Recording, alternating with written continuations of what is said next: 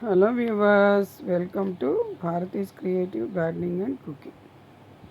Summer వచ్చేసింది కదా, మామిడికాయలు సీజన్ వచ్చేసింది. ఆవకాయ పచ్చడి పెట్టుకునే టైం కూడా వచ్చేసింది కదా. ఇలా మామిడికాయలు చక్కగా శుభ్రంగా కడుక్కొని ముక్కలుగా కట్ చేసుకుని ఆరబెట్టి పెట్టుకోవాలన్నమాట.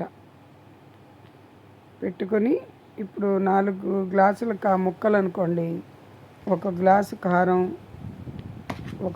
అర గ్లాసు ఆవపిండి, అర గ్లాసు ఉప్పు, కొంచెం మెంతులు, వెల్లుల్లిపాయలు వేసుకునేవాళ్ళు వెల్లుల్లిపాయ, మేము వేయం కాబట్టి నేను చూపించడం లేదు. వేసుకుని చక్కగా ముందర నూనె పోసుకొని, మంచి నూనె వాడాలి, పప్పు నూనె.